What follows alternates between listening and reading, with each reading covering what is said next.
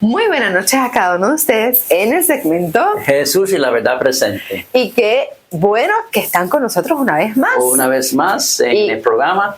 Y nuevamente nosotros siempre lo repetimos, que pues, le dé share y le dé like y que se suscriba al segmento para poder continuar con lo que estamos presentando. Y ver su apoyo. Es importante que veamos ese apoyo de ustedes en compartir, en permanecer, y porque es gratificante ver que está llegando el mensaje. Exacto, es así. Y qué mejor que entonces comencemos con una oración. Así que ahí donde ustedes se encuentren, oramos. Amante Padre, que estás en el cielo, Señor, nuevamente te damos gracias, Señor, porque toca nuestros corazones para nosotros volver nuestros rostros a ti. Te pedimos, oh Dios, la unción de tu Santo Espíritu en nuestra vida, Señor, que nos prepare para estar ante tu presencia. Guía y conduce nuestras vidas en el nombre de Jesús. Amén. Esta vez traemos un tema muy interesante. Se titula Los beneficios del perdón para la salud. Mire qué interesante. El cardiólogo Roque Savioli de la Unidad de Cardiogeriatría del Instituto de Curazao en Sao Paulo destacó en sus redes sociales cómo el perdón puede beneficiar la salud del corazón. Savioli, también doctor en guiadología por la USP, invitó a reflexionar sobre el peso de guardar rencores y cómo eso afecta nuestro organismo. Según el especialista, sentimientos no resueltos como la lástima y el resentimiento pueden ocupar espacio en la mente y el pecho, generando reacciones físicas negativas. Guardar rencor enferma el corazón. Perdonar puede salvarlo, afirmó Savioli en un video señalando que revivir experiencia dolorosa activa respuestas físicas como si la herida fuera reciente. Oye, qué interesante. Esto es un dato más para que veamos que la Biblia no se equivoca, porque nos insta a perdonar y Dios quiere que nosotros vivamos felices y estemos saludables.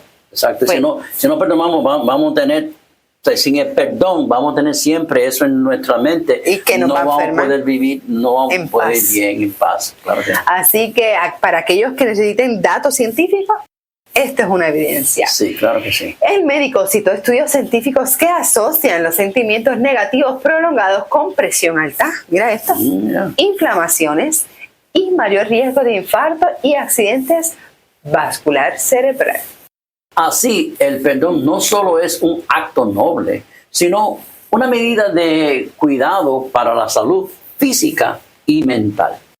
Savioli enfatizó que perdonar reduce el estrés, protege el corazón y salva vidas. Explicó que perdonar no significa olvidar, sino librarse y cuidar de la salud íntegra, física, mental y espiritual. Su mensaje invita a compartir este aprendizaje y practicar el perdón como hábito de vida. La reflexión médica conecta también con valores cristianos, especialmente para la comunidad protestante. Mira, cuando hablamos de este tema podemos ver que en Efesios 4:32 apoya esta situación en el sentido que anima a ser benignos y misericordiosos, perdonando como Dios perdonó en Cristo, resaltando la restauración espiritual y emocional. Los que se nos están sintonizando, añadiendo ahora a este estudio, la noticia que estamos trayendo es prácticamente la evidencia científica de lo positivo de perdonar. Exacto. Así que hay una primera pregunta. ¿Qué debemos hacer ante el pecado? Cualquiera sea el carácter de vuestros pecados, confiésalo. Si lo habéis cometido únicamente contra Dios, confiésalo solo a Él. Sigue diciendo que si habéis dañado u ofendido a otros, confesadlo también a ellos y la bendición del Señor reposará sobre vosotros. Así es como morimos al yo y Cristo se formará en vosotros. Wow. Eso es Tenemos que ser menos humano y menos carnal y más espiritual. Exacto. Que sea un reflejo de Jesús en nosotros, y eso se logra cuando nosotros tomamos nuestra cruz y lo seguimos. O sea, lo que está tratando de decir aquí, fíjate, lo que yo había leído y lo que había leído, aquí dice que Dios, o sea, si es contra Dios, pues entonces tú no vas a confesarlo. A él. Solo a él, ¿ves? Pero si el prójimo, pues entonces tú tienes que confesarlo al prójimo. O sea, que no todo el mundo tiene la capacidad de enfrentar lo que hizo. Para eso necesita valor, y ese valor lo da Dios. Oh, sí, a veces ofendemos al prójimo, no sabemos, no tenemos ni fuerza para encararlo. Sí, no es fácil. Y no es fácil. pues el Señor es el que nos ayuda a nosotros darnos cuenta de nuestros errores y nosotros poder enmendarlos. Y una vez damos el paso de pedir perdón, es que nosotros recibimos esa gracia y ese perdón también, porque cuando nosotros pedimos perdón, Dios nos perdona. Eso es así. ¿Cómo somos perdonados? Dice, Jesús enseña que podemos recibir el perdón de Dios solamente en la medida en que nosotros mismos perdonamos a los demás. Exacto. El amor de Dios es lo que nos atrae a Él. Ese amor no puede afectar nuestro corazón sin despertar amor hacia nuestros hermanos. Cuando amamos a Dios, nosotros amamos a la humanidad que fue creada por Él. Exacto. Y eso incluye pedir perdón cuando cometemos errores. Exacto. Eso incluye enfrentarnos y tratar de, en todo lo posible, de mantener esa unidad que el enemigo quiere destruir. Nosotros manteniendo la paz y la sana convivencia unos con otros. Así que, en conclusión, ¿verdad? Como somos perdonados es, en la medida en que tú perdonas, así somos perdonados. Eso es lo que queríamos decir. Otra preguntita. ¿Qué importancia tiene el ser sincero? Vamos. Ser sincero. Pues yo puedo decir, ay, te perdoné. Y por dentro seguir. Oh, no, sigue con el mismo rincón. Sí. Así que. Se ha visto. Mira qué interesante esta cita. Y mira lo que nos dice. Palabra del Gran Maestro, página 196.5. Dice: no somos perdonados porque perdonamos, sino cómo perdonamos. ¿Viste qué importancia? No decir yo perdoné y ya Dios me perdona. No, es que realmente no es decir la palabra, es mi sentir. Bueno, hay algunos que dicen, pues yo te perdono, pero no olvido. Entonces dice, yo te perdono, pero yo no lo olvido. En el sentido que mantiene el rencor. Entonces, ¿qué perdón es ese? La base de todo el perdón se encuentra en el amor inmerecido de Dios. Pero por nuestra actitud hacia otros mostramos si hemos hecho ese amor. Por lo tanto, Cristo dice, con el juicio con que juzgáis, seréis juzgados, y con la medida con que medís, os volverán a medir. ¡Ay, qué grandes palabras! Que nos hace recordar, decir, necesito ser sincero, necesito yo dejar el egoísmo, el orgullo, el rencor atrás, porque cuando nosotros seguimos los pasos del Salvador, Jesús era manso y era humilde de corazón. O sea, si tú quieres que Dios te perdone a ti, tú tienes que perdonar a tu prójimo. Eso es básicamente lo que está diciendo. Y tiene que ser un perdón sincero. Sincero. No es por el hecho de que pedí perdón, ya cumplí. No, eso no se refiere a eso. Significa que busquemos la manera de que, aunque no se lo merezca, porque nosotros pecamos. Exacto. Y somos inmerecedores, pero aún así Dios nos otorga ese amor, esa gracia. Y eso mismo tenemos que practicarlo a los demás. Exacto. Que aunque la persona haya hecho lo que haya hecho, perdonar 70 veces 7, como Dios nos perdonaría a nosotros. Exacto. En conclusión, el perdón es clave para vivir en libertad y paz, reflejando el amor de Dios y promoviendo sanidad en todas las áreas de la vida. Mira, eso me hace recordar que cuando vemos cosas a veces que son injustas, llevar todas esas cargas al Señor, diciendo, Señor, vi esto, no me agradó esto, no me agradó, ayúdame a que yo sea luz en medio de todo esto que tal vez yo percibo.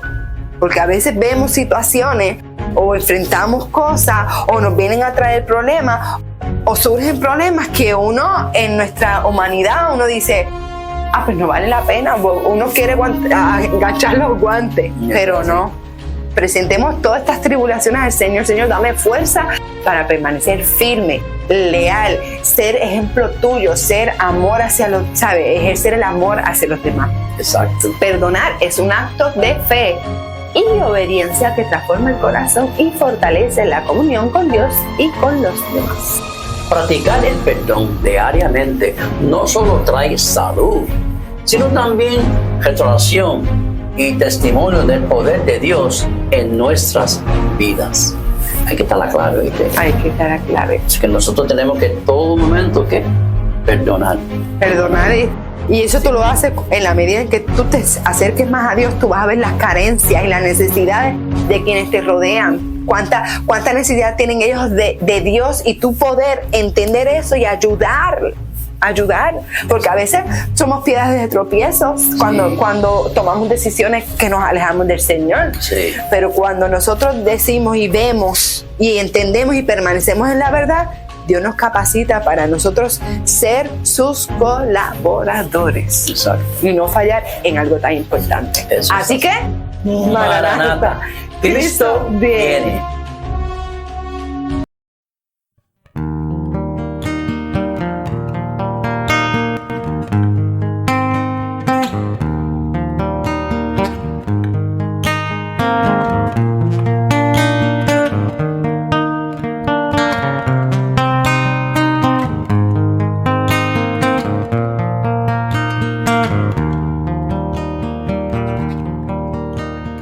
Tiende tu mano, Señor,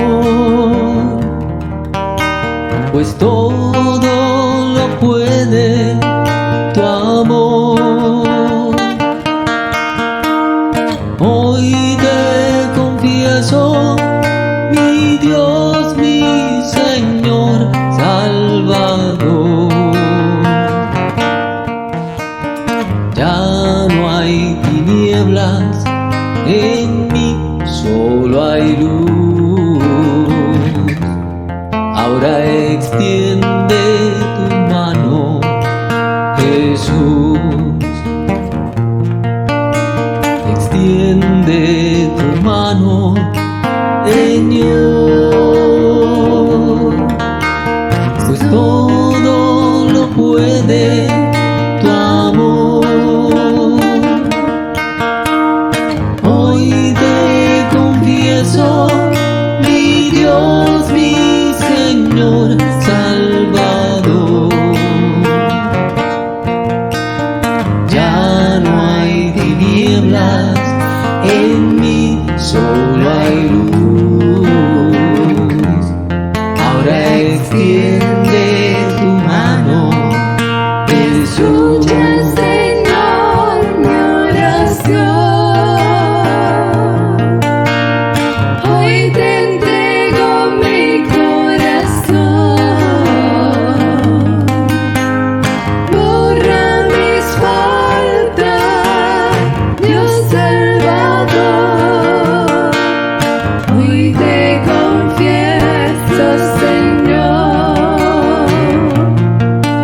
Escucha, Señor, mi oración.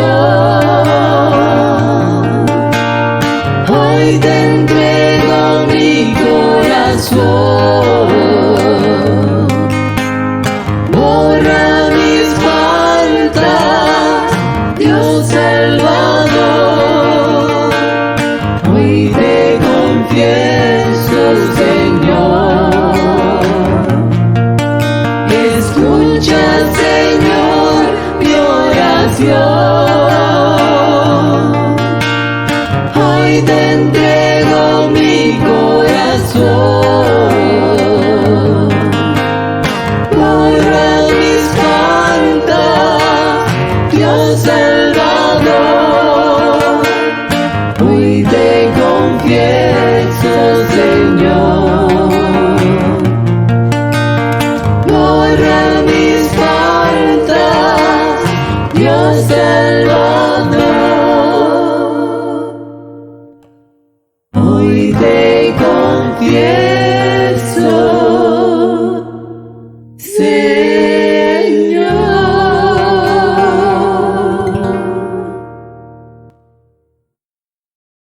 Qué alegría volver a estar aquí con ustedes nuevamente para continuar con otro tema importante en nuestro camino de Egipto a Canaán. Hoy estaremos viendo el tema en el monte. Y quisiéramos comenzar dedicando una oración pidiendo la bendición del Señor en esta ocasión para que nos dirija en Él mismo. Querido Padre que estás en el cielo, agradecidos estamos de ti por esta gran oportunidad que nos brinda de poder acercarnos para continuar estudiando tu santa palabra. Ayúdanos a comprenderla, atesorarla y guardarla en nuestra mente y en nuestro corazón. Que tu bendición pueda llegar a cada uno de nuestros amigos que se han conectado a través de las diferentes plataformas para poder escuchar tu santa palabra. Ilumínanos y háblanos de tal manera que impacte nuestro corazón y que en nuestro camino de Egipto a Canaán podamos caminar contigo. Lo rogamos en el nombre poderoso de Jesús. Amén. Como hemos mencionado, pues hoy vamos a estudiar el tema en el monte. Y saben, Dios cumplió su promesa, la que le había hecho a Moisés, en una forma muy especial. En Éxodo capítulo 3 y el versículo 12 nos dice de la siguiente manera: y él respondió: ve, porque yo estaré contigo, y esto te será por señal de que yo te he enviado. Cuando hayas sacado de Egipto al pueblo, serviréis a Dios sobre este monte. Así que Dios cumplió su promesa. Estuvo con Moisés, le acompañó, y el pueblo salió, caminó y llegaron a las laderas del monte del Sinaí. Sinaí era el mismo lugar en el que Dios había llamado a Moisés, en medio de una zarza ardiente. En ese lugar especial, Dios se comunica con Moisés, habla con él y lo envía. Ante la liberación obrada por Dios, el pueblo debía definir qué actitud iba a asumir y de qué manera se iban a acercar a Dios, en una forma de agradecimiento, de honra, de gloria, o en una forma en que simplemente iban a continuar haciendo su voluntad, apartándose de Dios. ¿Saben? El Señor presenta dos cosas importantes: la ley y la gracia. Son diferentes, pero van unidas una de la otra. Algunas personas consideran que la ley y la gracia son independientes, separadas. La cultura hebrea integra ambos aspectos. Y no solamente la cultura hebrea, sino la santa palabra del Señor nos presenta aquí estas dos que van caminando de la mano. La obediencia en sí mismo no es objetable. Legalismo es la convicción de que cada uno puede salvarse cumpliendo la ley de Dios. Sin embargo, nos presenta la santa palabra que aunque Dios otorgó la ley en el monte del Sinaí, los mandamientos ya habían sido prescritos con anterioridad en una forma completa. Los israelitas no debían obedecer para ser liberados. Ya eran libres. La obediencia a la ley manifestaba su deseo permanente de comunión con Dios. Ese deseo permanente de continuar perteneciendo y de estar en comunión con Dios. Los israelitas no debían obedecer para ser liberados. Ya ellos eran libres. La obediencia a la ley manifestaba su deseo de permanecer en comunión con Dios y de esa manera caminar constantemente. No buscaban obedecer la ley para ser libres, obedecían la ley porque ya eran libres en esa forma completa. Miramos algunas de las características que presenta la ley de Dios. Es la única porción de toda la Biblia, de todas las sagradas escrituras, que fue escrita por Dios mismo. Nos dice en el capítulo 31 del libro del Éxodo, y les invito a que me acompañen, capítulo 31 y el verso 18. Dice así la palabra del Señor.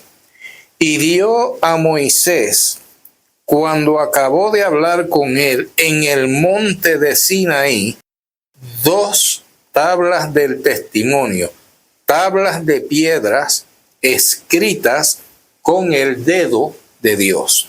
Esto era tan importante para Dios que él no quiso dictarlo, como hizo con el resto de las sagradas escrituras. Él mismo tomó 2 tablas de piedra y las escribió con su dedo y luego se las entregó a Moisés para que él las llevara al pueblo. Cuán importante era esto para Dios y sigue siendo aún en el día de hoy. Cuán importante es para Dios. La ley de Dios, esa que le entrega a Moisés en esas 2 tablas de piedra, la que él escribió con su propio dedo, tiene una aplicación universal. Notemos que los israelitas debían dar a conocer los preceptos divinos a los demás. En el libro de Romanos, el apóstol San Pablo nos dice, en el capítulo 3, versículo 29 y el verso 31.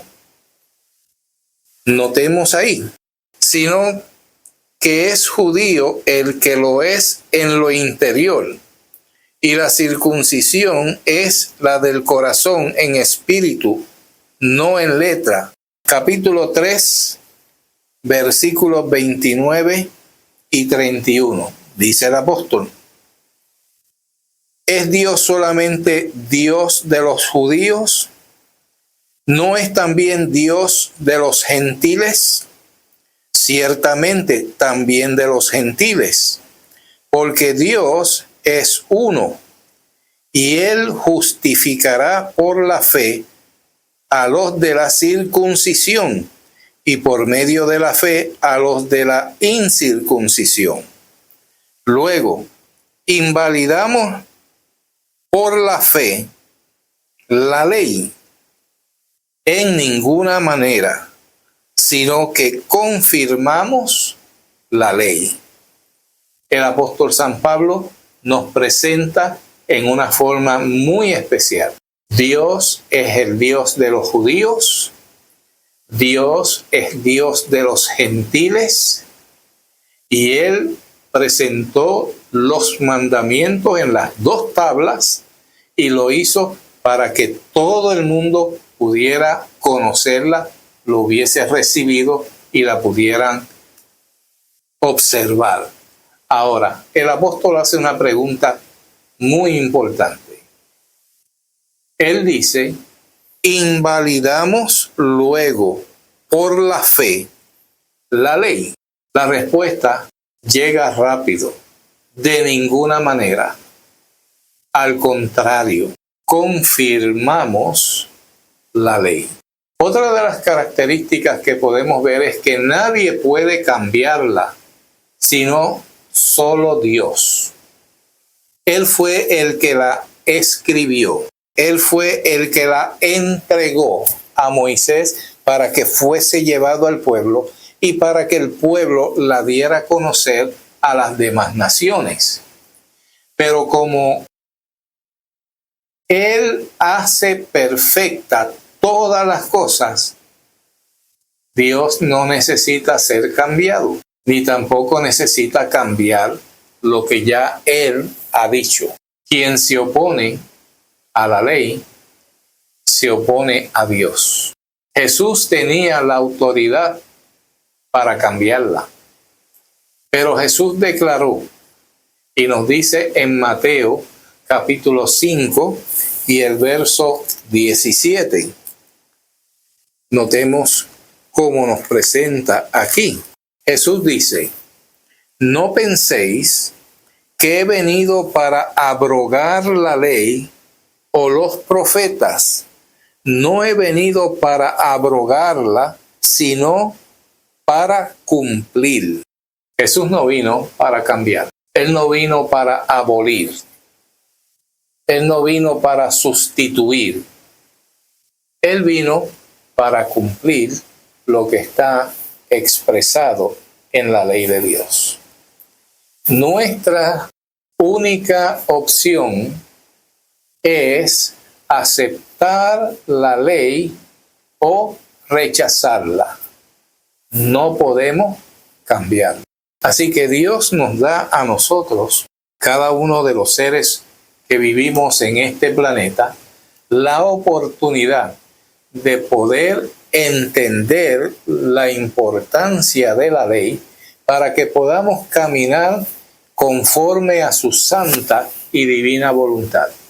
Isaías capítulo 40 y el verso 8: sécase la hierba, marchítase la flor, mas la palabra de Dios permanece para siempre.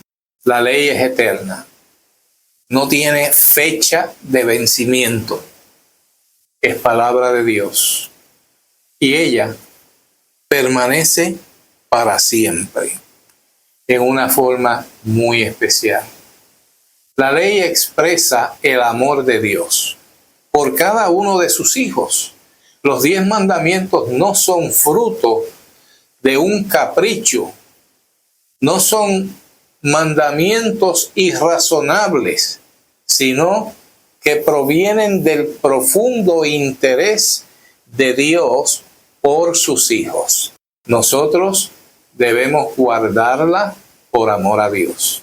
No es una imposición irracional de parte de Dios, sino el aporte de alguien que nos ama, que desea que nosotros obtengamos una mejor calidad de vida. ¿Y por qué es esto? Porque los mandamientos tienen que ver con relaciones. Los primeros 4 mandamientos tienen que ver con nuestra relación con Dios. Los otros 6 mandamientos tienen que ver con nuestra relación con el prójimo. Y cuán importante es que nosotros podamos tener buenas relaciones los unos con los otros. Al respetar la ley, no la vamos a estar reverenciando. Adoramos a Dios, ese Dios que la escribió y que está por encima de la ley, porque fue Dios quien la creó.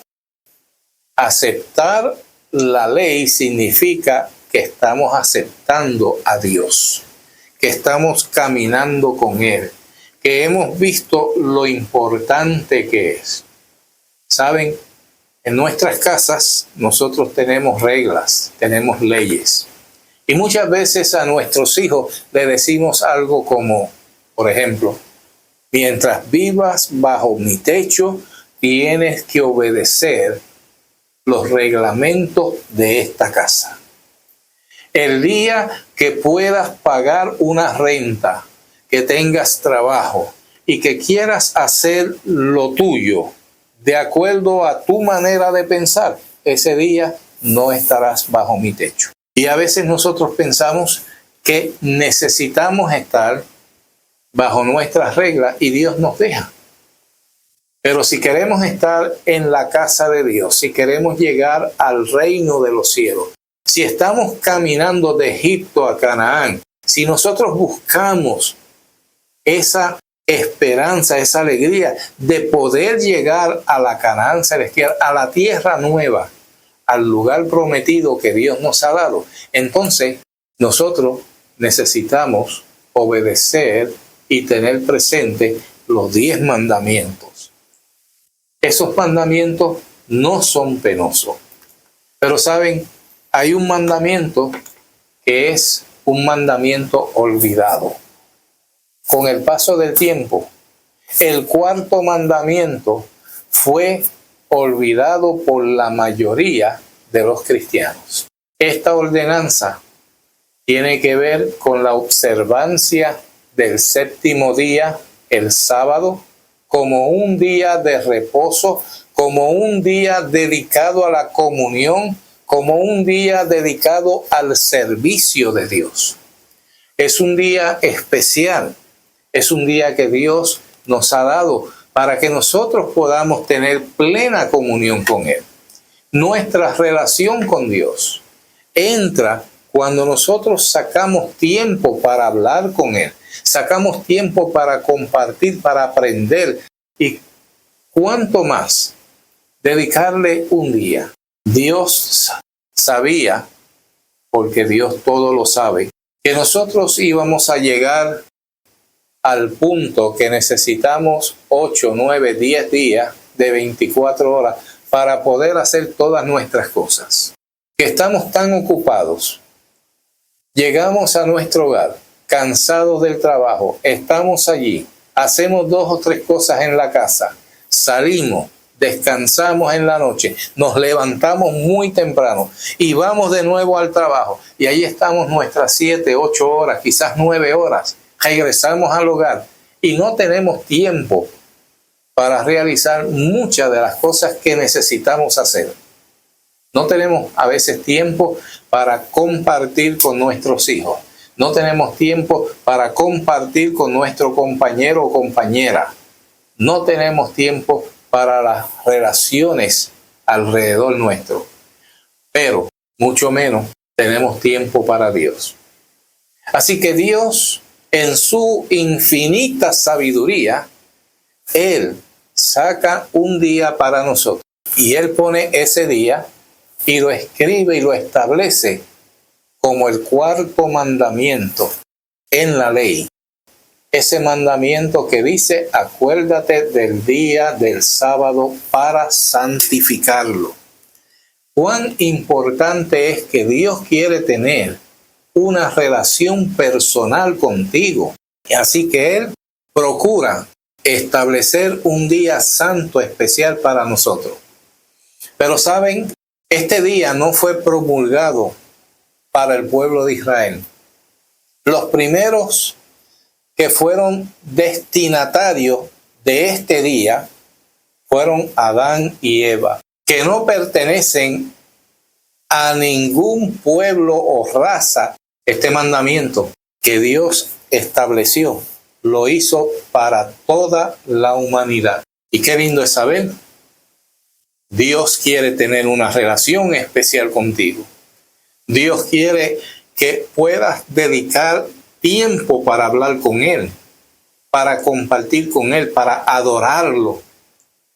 Y la vigencia de este día, de este mandamiento, es una vigencia importante. Notemos aquí que la observancia del sábado fue instituida en la semana de la creación.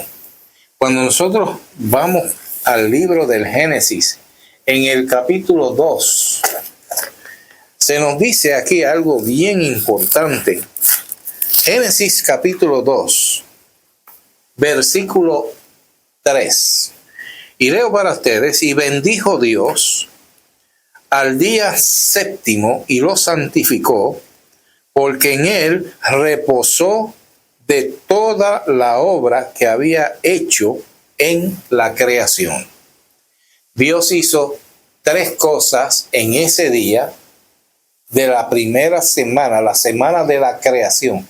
Hizo 3 cosas en este día que no hizo en los otros 6. La primera cosa que se menciona aquí es que Dios le dio una bendición al día séptimo, el sábado. No porque los otros días eran malos, sino cada vez que uno lee los primeros pasos de esos días, esos primeros 6 días, nos dice, y vio Dios lo que había hecho y era bueno en gran manera. Y vemos aquí que era importante, pero el día que Dios decidió darle una bendición fue el día séptimo. Dice que la segunda cosa que le hizo en ese día fue que lo santificó. Santificar es apartar para un uso sagrado, ponerlo aparte para que no se utilice en algo común y corriente. Dios apartó este día para que pudiéramos tener una relación especial con Él. Que lo usáramos para dedicárselo a Él y Él dedicarlo a nosotros. Lo tercero que Dios hizo fue que Él reposó, descansó. Miren, nos preguntamos, ¿se cansa Dios? Dios no se cansa, Dios es Dios. Y Él no se cansa. ¿Por qué entonces Dios reposó? Porque Dios no hace o no nos pide que hagamos algo que Él no haya hecho primero. Él nos pide que reposemos. Y Dios nos dio el ejemplo. Él reposó primero para que nosotros también pudiéramos disfrutar y entender cuán importante es el descanso. Además, Dios incluyó este día entre los 10 mandamientos. Y específicamente, cuando leemos Éxodo capítulo 20, allí encontramos los 10 mandamientos, desde el verso 3 en adelante. Pero este mandamiento está incluido entre los versos 8 al 11. Y noten cómo nos dice este mandamiento. Acuérdate del día de reposo para santificarlo. 6 días trabajarás y harás toda tu obra, mas el séptimo día es reposo para Jehová tu Dios. No hagas en él obra alguna. Tú, ni tu hijo, ni tu hija, ni tu siervo, ni tu criada, ni tu bestia, ni tu extranjero que está dentro de tus puertas.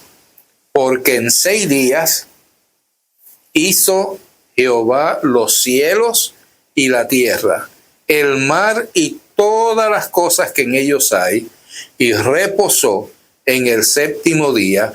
Por tanto, Jehová bendijo el día de reposo y lo santificó.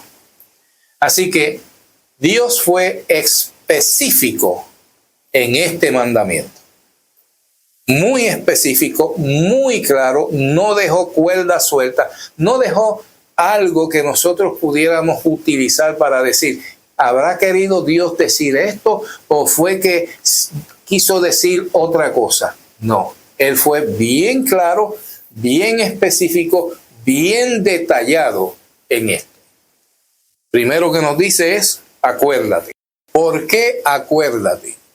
Como mencionamos anteriormente, este mandamiento de este día en específico viene desde el Edén, desde la semana de la creación. Génesis capítulo 2, verso 3, que leímos ahorita, nos menciona que para Adán y Eva, su primer día de vida fue un día de descanso. Dios creó al hombre en el 6º día y su primer día de vida lo pasó en compañía con Dios, descansando allí su primer sábado. Dios nos dice, acuérdate del día del sábado para santificarlo, para tenerlo en un lugar especial, que podamos dedicarlo completo a Dios. Y luego nos dice, vas a trabajar 6 días y vas a hacer todo lo que tienes que hacer, todo lo tuyo, toda tu obra. Pero en el 7º día, el sábado, ese será un día dedicado a tu Dios, a Jehová tu Dios. No vas a hacer obra alguna. ¿Quiénes? Tú, tu hijo, tu hija, tu siervo, tu criada, tu bestia, tu extranjero que está dentro de tus puertas. Dios no dejó cabo suelto. Dios lo puso completo para que pudiéramos entenderlo, para que pudiéramos realmente tenerlo en nuestras vidas presente. ¿Qué debo hacer? ¿Qué no debo hacer? Hay muchas personas que piensan y dicen, ¿qué puedo hacer en el día del sábado? ¿Qué no puedo hacer en el día del sábado? Pues mire, usted puede adorar a Dios. Usted puede hablar con Dios. Usted puede leer la palabra de Dios. Usted puede alabar a Dios, cantar a su nombre, gozarse con Él. El salmista decía, mejor es un día dentro de tus atrios que 1000 días fuera de ellos. ¿Cuál era la costumbre de Jesús? Jesús respetaba el mandamiento. Y nos dice en Lucas, el Evangelio según San Lucas, capítulo 4 y el verso 16, notemos aquí cómo la palabra del Señor nos habla en una forma clara y definida. Vino a Nazaret. ¿Quién vino? Jesús, donde se había criado, y en el día del sábado entró en la sinagoga conforme a su costumbre y se levantó a leer. Jesús fue, conforme a su costumbre, en el día del sábado. Allí se levantó a leer, estaba en la iglesia, en la sinagoga, para adorar a Dios en una forma amplia. Y saben, el día del Señor, el día del sábado, si pensamos que termina acá, no es así. En el libro de Isaías, el profeta Isaías, en el capítulo 66, y leemos los versos 22 y 23. Nos dice lo siguiente la palabra del Señor.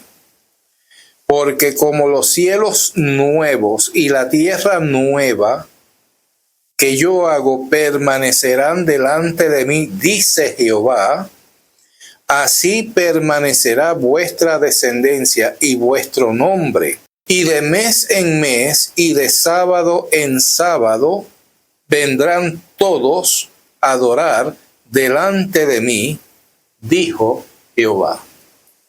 El Señor dice claramente, cuando se haga la tierra nueva, los cielos nuevos, esa tierra renovada, cuando lleguemos a la Canaán celestial, cuando cumpla su promesa, Dios dice, vendrá toda carne a adorarme, de mes en mes y de sábado en sábado, dice el Señor. Qué lindo es el Señor cuando nos da esa maravillosa oportunidad. ¿Por qué la mayoría guardan el domingo? El domingo fue cambiado por los hombres. La Biblia no afirma que el sábado haya perdido vigencia. No afirma que a partir de cierto momento debíamos tomar al domingo como día de adoración.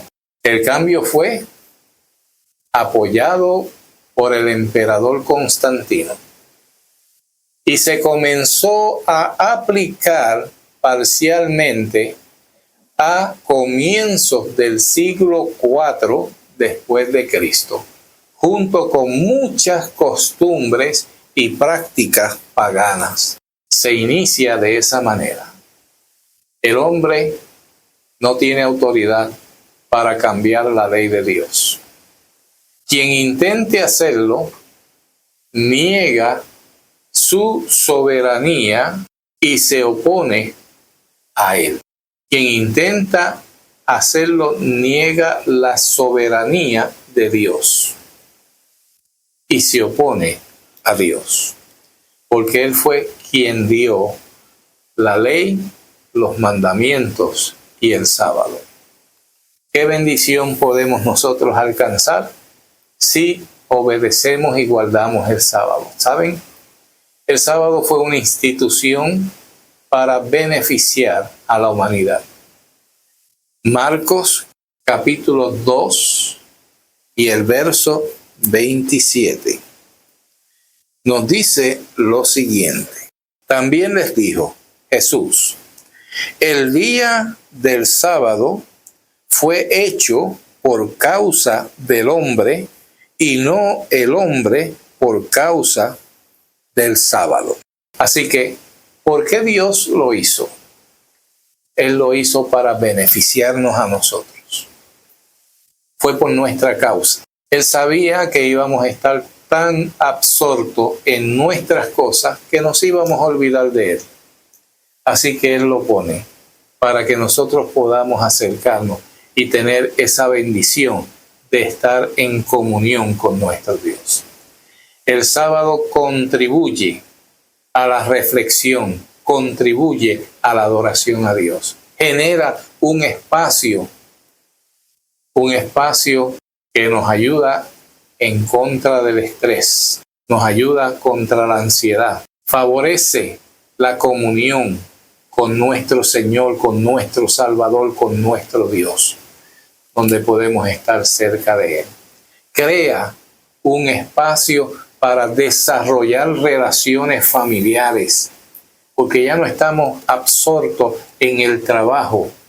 Ahora podemos estar como familia reunidos y como familia juntos, adorar a Dios, ayudar a nuestros hijos, compartir, comer juntos, salir, adorar juntos a Dios. Crea ese ambiente especial para el crecimiento de la pareja y para profundizar los vínculos entre padres e hijos. Y saben, otorga tiempo para cumplir la misión del Señor. Cada hijo de Dios es llamado a predicar el Evangelio a todo el mundo, a toda tribu, lengua, nación y pueblo. Y podemos dedicar horas y tiempo en salir a predicar, en ayudar al necesitado. El que dice, yo le conozco, y no guarda sus mandamientos, la palabra dice que es mentiroso, y la verdad no está en él. Pero el amor de Dios se perfecciona en verdad en el que guarda su palabra. Por esto sabemos que estamos en Él. El que dice que está en Él debe andar como Él anduvo. Nos dice en Primera de Juan, capítulo 2, los versos 4 al 6. Dios es maravilloso. Y Dios espera que nosotros podamos acercarnos plenamente a Él. Que podamos gozarnos con su amor, con su gracia. En esta hora, yo te invito para que reflexiones y puedas tener la oportunidad de acercarte a Dios, de buscarlo en el día en que Él ha señalado.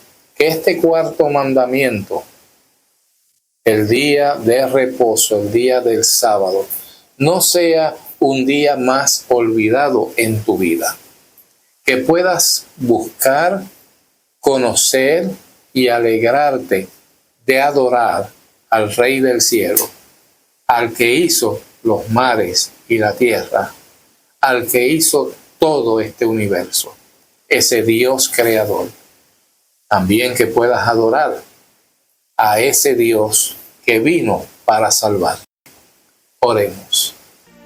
Padre amado, agradecidos estamos porque nos diste un día en el cual podemos acercarnos a ti.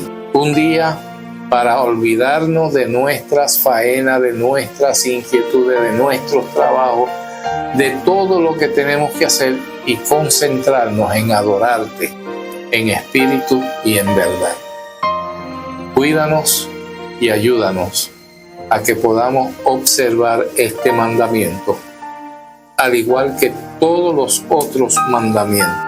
No porque queremos alcanzar la salvación, sino porque ya nos salvaste. No porque estamos todavía en Egipto, no, es porque ya nos liberaste de Egipto y estamos camino a Canaán. Guarda y protege a cada uno de nuestros amigos que nos han sintonizado y nos han visto a través de las diferentes redes sociales. Cada una de estas plataformas que se han utilizado.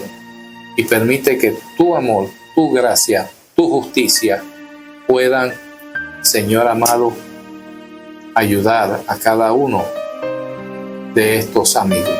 Guárdanos hasta el día de tu venida. Te lo rogamos en el nombre poderoso de Jesús. Amén. Dios te bendiga.